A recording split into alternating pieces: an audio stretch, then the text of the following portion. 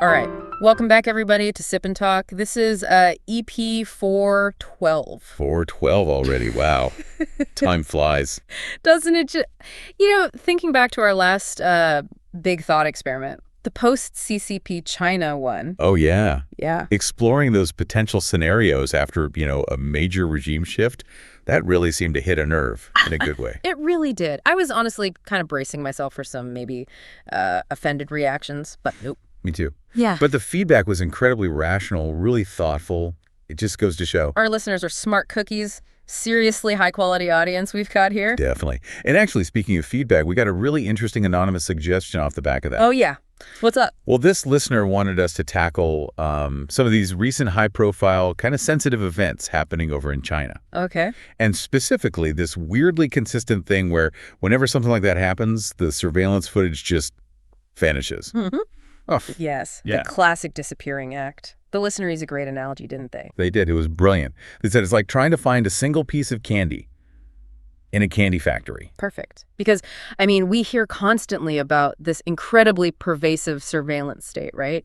Cameras everywhere. Everywhere. Supposedly the most monitored nation on Earth. Yet somehow, when that one crucial piece of footage is needed for accountability, especially if it involves someone powerful or something politically awkward... It's gone. Technical difficulties, maintenance, lost file, always something. Exactly. So that's our topic today. It's a bit heavy maybe, but really important, I think. Agreed. So let's dive in. We're calling this one the logic of power behind failed surveillance. We've got a lot to unpack, so we'll take it step by step. Okay, so to really get why the failure is so significant, you first have to appreciate the sheer scale of the success, or at least the system's reach.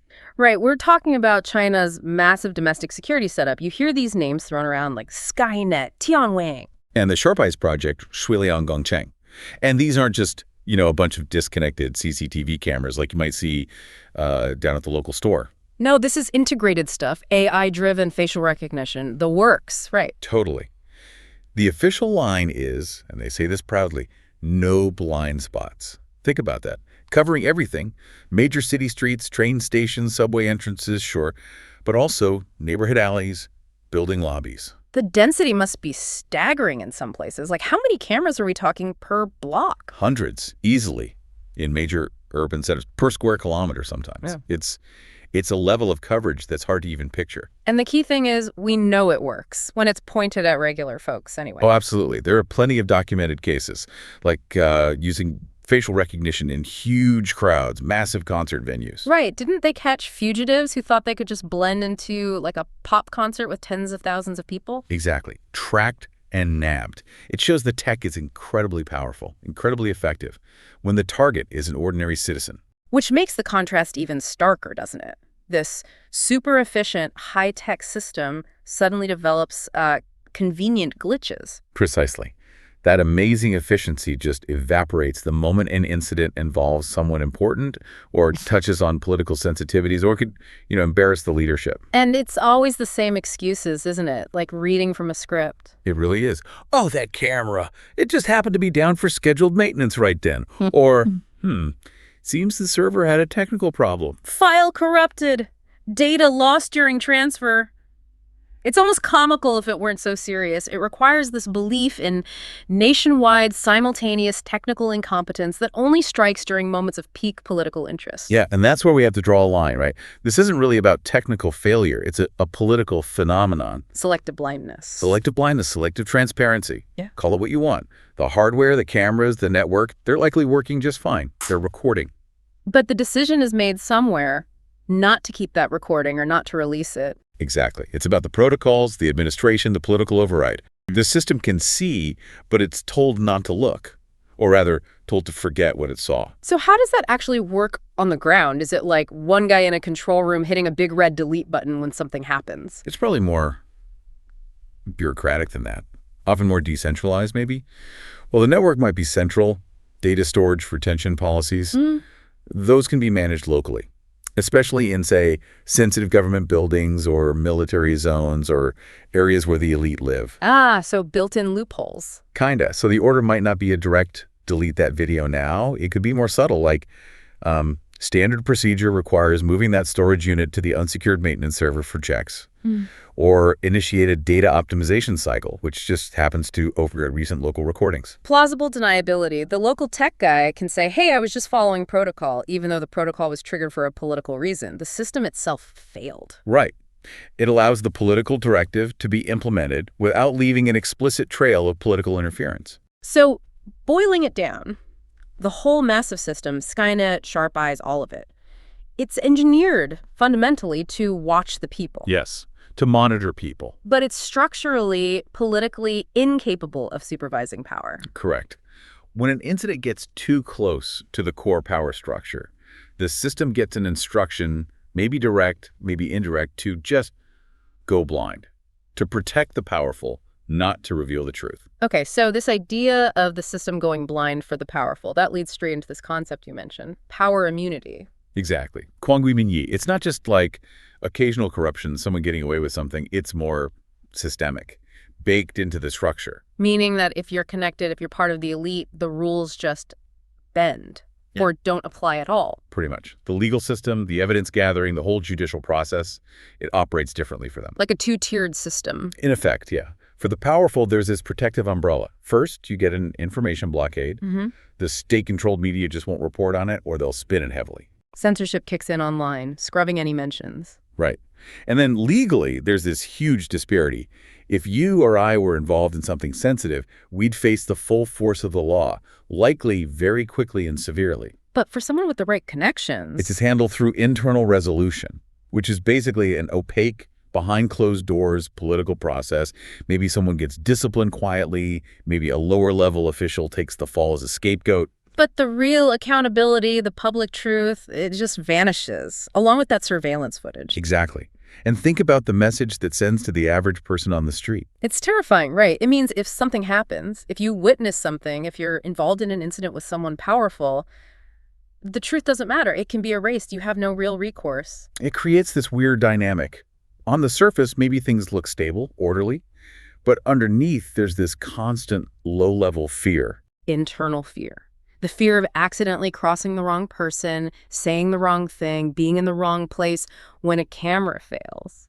Because you know the system isn't there to find justice, it's there to protect the powerful. And that fear, that calculation people make, better keep my head down, that's actually crucial for maintaining the regime's #1 priority. Which is? Stability.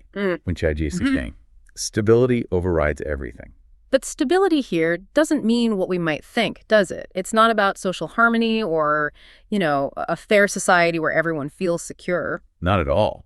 In this context, stability means one thing and one thing only: regime security. The absolute priority is preserving the ruling party's grip on power. Nothing else matters as much. So whether that surveillance footage actually exists, whether it shows the truth, that's secondary, irrelevant even. Completely irrelevant. What matters is controlling the narrative, controlling public perception, ensuring that whatever gets out or doesn't get out doesn't shake public confidence in the party or the state. So this whole why-win system, this stability maintenance apparatus, it's this huge industry costing billions. Billions. Approaching or sometimes even exceeding the official military budget. And its primary job isn't really fighting crime in the conventional sense, but preventing uncomfortable truths from surfacing. That's a huge part of it. Preemptive information control.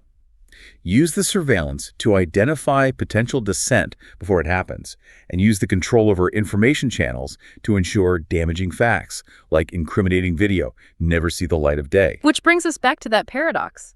The country with the most cameras also has the most frequent cases of mysteriously missing footage during crises involving power, because the cameras are doing exactly what they're really designed to do in that system. Protect power, not expose it. Precisely. It makes you think, though, in more open societies, sometimes surveillance is the thing that brings accountability. How does that dynamic differ? Where's the breakdown point? That's a great question, and the contrast is really revealing.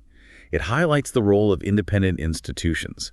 Think about, say, the Park Geun-hye case in South Korea a few years back. Right, the presidential scandal. Yeah. How did that come out?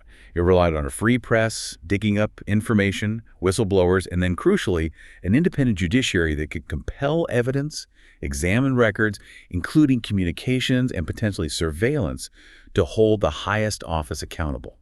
Power failed, but the institutions worked, more or less. Or go way back, like Watergate in the U.S., the tapes, that was surveillance, essentially. Absolutely. And it was the courts acting independently that forced those tapes out. Mm-hmm. The evidence couldn't be suppressed by the executive branch alone. That led directly to Nixon's resignation. So in those cases, the legal system, the media, they acted as checks on power, using evidence to hold it accountable. Theoretically, yes. Yeah. In a democracy, the idea is that these tools, including surveillance, can be leveraged by the people through independent institutions to watch the government. Whereas in the system we're discussing, it's flipped.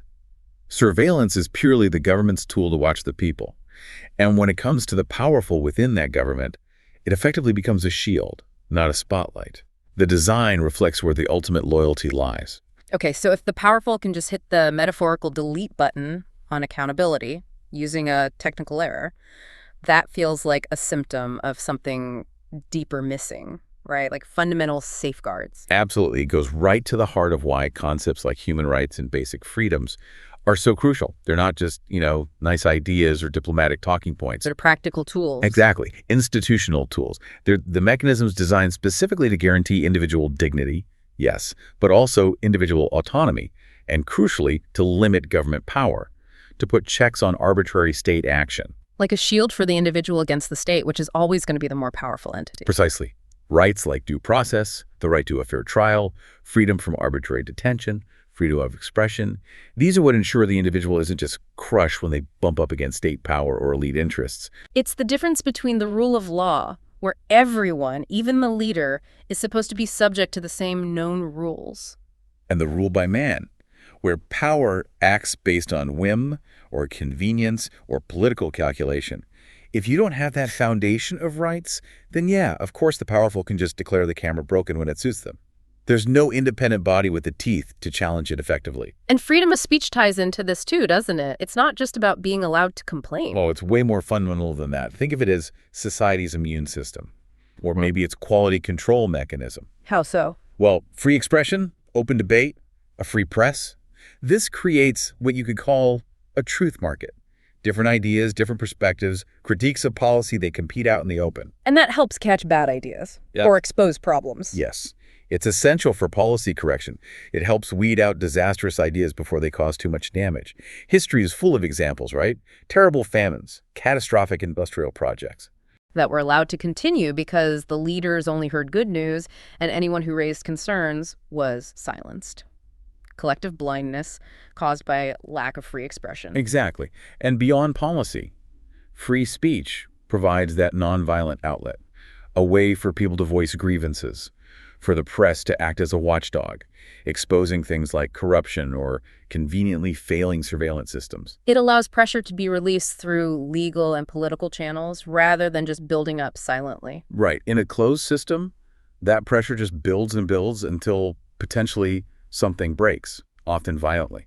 But authoritarian systems have gotten really sophisticated at shutting down that free expression, haven't they? Even with the internet and global communication, it's not just brute censorship anymore. No, it's much more insidious now. It often involves manipulating language itself, playing framing games. What do you mean by framing games? It's about deliberately blurring lines, Micky. confusing legitimate criticism with something else entirely, specifically blurring the line between, say, criticizing a specific government policy or action. Like demanding accountability for missing footage. And inciting hatred against the nation or the people as a whole. They intentionally conflate the two.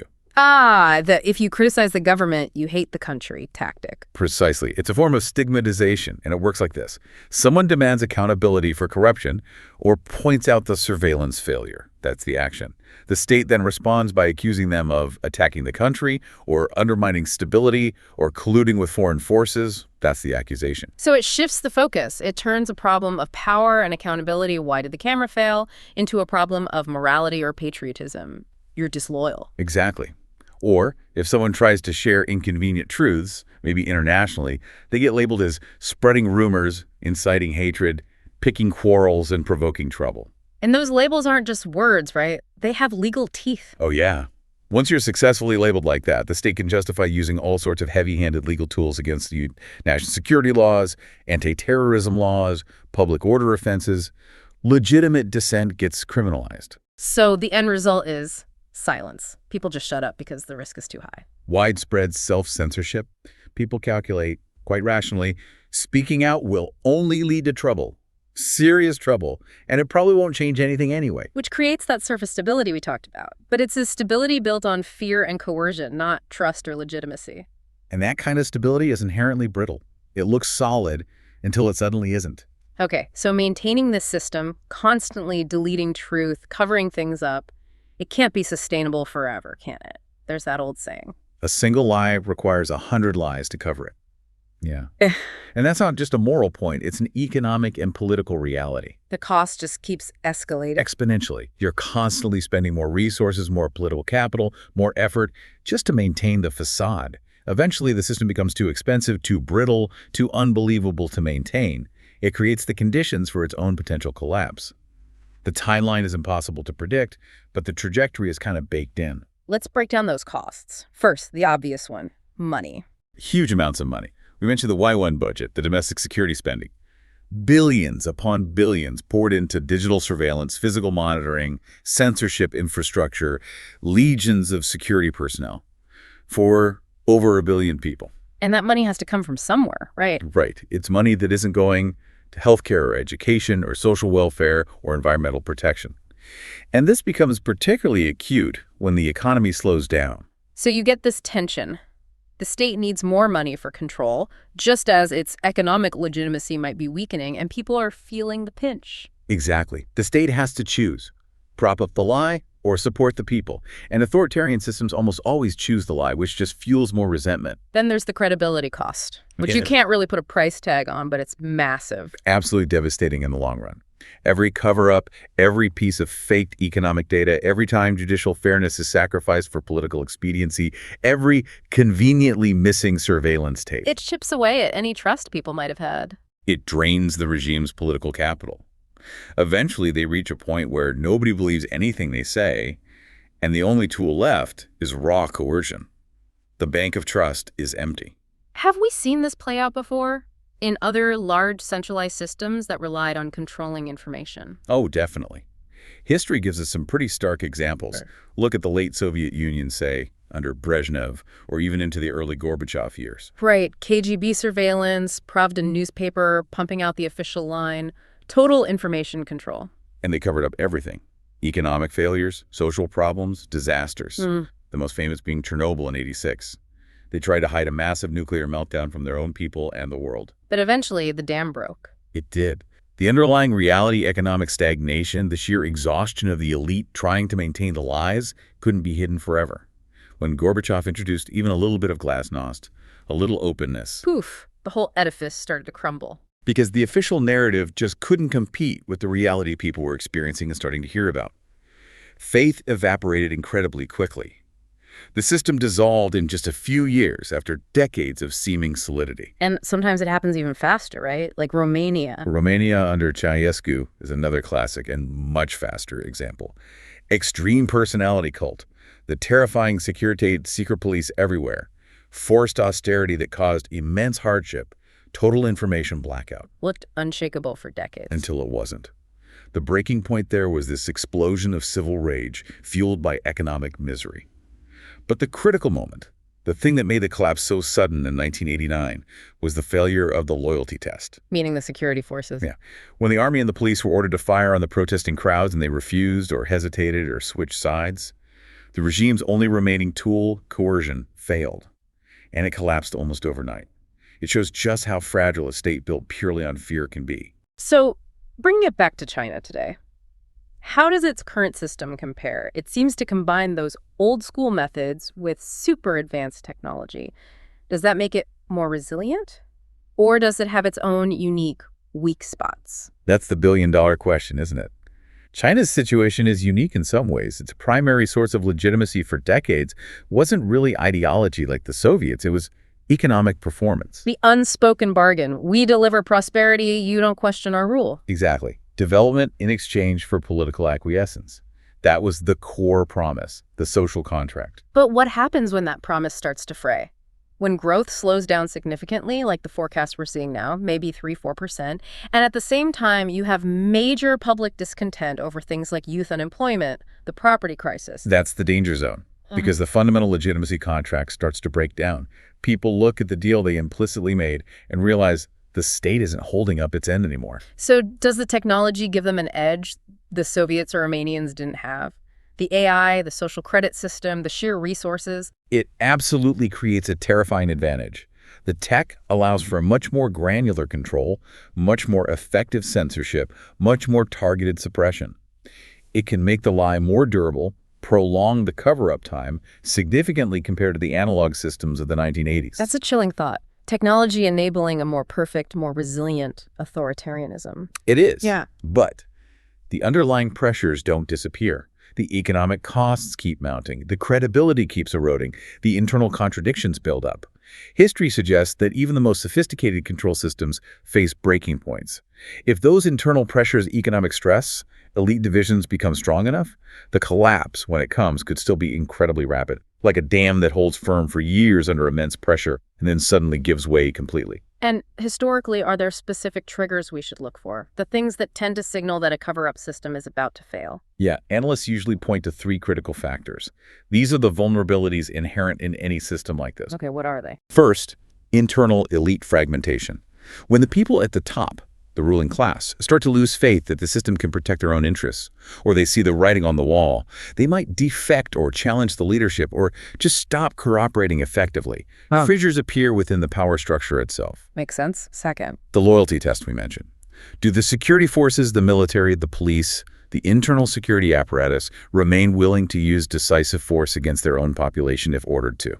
If they hesitate, refuse, or fracture, the state loses its ultimate coercive tool. and the third. Physical collapse. Pure and simple. Can the state still afford the immense cost of the surveillance, the censorship, the security forces, the patronage networks that keep the elite loyal? If the money runs out, the whole apparatus can seize up. So elite unity, security force loyalty, and money. When those 3 things start to go wobbly simultaneously, That's when the systematic cover-up becomes almost impossible to maintain. The truth, or at least pieces of it, starts to leak out uncontrollably, and the regime's narrative control collapses. It's the nightmare scenario for any authoritarian state. wow. Okay, so wrapping this all up, this deep dive into why surveillance cameras seem to malfunction at the worst possible moments. What's the big takeaway? What does it tell us about life under such a system? I think the central, maybe tragic point is this. When a state has the power to simply delete inconvenient truths, to make evidence disappear by decree, it creates a kind of paradise for the powerful, impunity. While for ordinary people, It creates a world of constant, low-grade, crippling fear. The knowledge that truth is malleable, that accountability is selective, that your rights are conditional, it shapes everything. and why should someone listening, maybe in a completely different country, care about this? It seems like an internal issue. Well, first, because this model of governance, using sophisticated tech for surveillance, combining it with censorship and information control to maintain power, it's not staying contained. It's being exported. Aspects of it are, absolutely. The technologies, the tactics, the underlying philosophy that stability, meaning regime security, trumps transparency and rights. This is influencing international norms, tech standards, even trade practices. It's changing the global rules of the game. So caring about a dodgy camera feed thousands of miles away is actually about defending a kind of global baseline. I think so. Defending the basic idea that truth matters, that power should be accountable, that individuals have inherent dignity and rights. If that baseline can be systematically eroded somewhere with such sophisticated tools, those tools and tactics can and likely will migrate. What about external pressure? Human rights groups, international bodies, Right. they raise these issues, right? Documenting abuses, like in Xinjiang, for example. Does that help? It's vital for keeping a spotlight on things, for maintaining international awareness, for providing solidarity to those inside who are trying to speak out. But we also have to be realistic about its limits. Because the official response is always the same. Pretty much. Label the critics as hostile foreign forces, anti-China elements, people trying to destabilize the country. Dismiss the evidence as fabricated, politically motivated. Which feeds back into that framing tactic we discussed. Convince your own population that the outsiders raising concerns are actually the enemy. Exactly. And that creates this incredibly difficult self-help problem. If the internal propaganda is effective enough, people might genuinely come to believe that those trying to advocate for their rights or reveal uncomfortable truths are actually trying to harm them or their country. Making internal change even harder. Incredibly challenging. If people are persuaded that independent information is inherently hostile, then attempts at external support or internal awakening face a massive uphill battle. Is there any hope then? Can systems like this ever change from within? History suggests it's possible, though often difficult and tumultuous. We mentioned the USSR and Romania, but maybe a more relevant and ultimately hopeful example is Taiwan. Okay. How so? Well, Taiwan lived under decades of authoritarian rule, the KMT's White Terror era, which involved pervasive surveillance, political control, martial law, many similar features, albeit less technologically advanced back then. But it transitioned. It did. Through a combination of internal activism, shifting geopolitical pressures, and eventually decisions by parts of the leadership itself, it transformed into the vibrant, democratic, globally important tech powerhouse it is today. It proves that profound political change is possible, even from within a highly controlled system. So the final thought here, what should we leave people chewing on? Maybe this.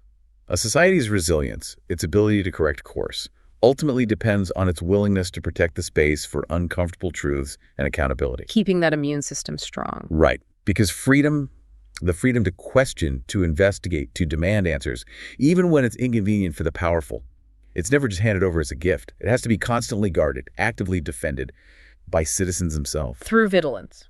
Through demanding more than just the convenient excuse of a technical failure. Exactly. If people lose that vigilance, if they accept the easy answers, if they allow critics and whistleblowers to be successfully smeared as enemies, then accountability disappears. Yeah. And the structural lie can become permanent. A society that lets itself be convinced that demanding truth is inciting hate has basically disarmed itself. That's a stark way to put it, but yeah, that's the risk. Hashtag tag outro. Well, that was a lot. A really complex, but I think incredibly important conversation about how power works behind the scenes. Thanks for unpacking all that with us. Always fascinating, always crucial to think about. Keep questioning, keep digging deeper, everyone. Stay vigilant. Absolutely.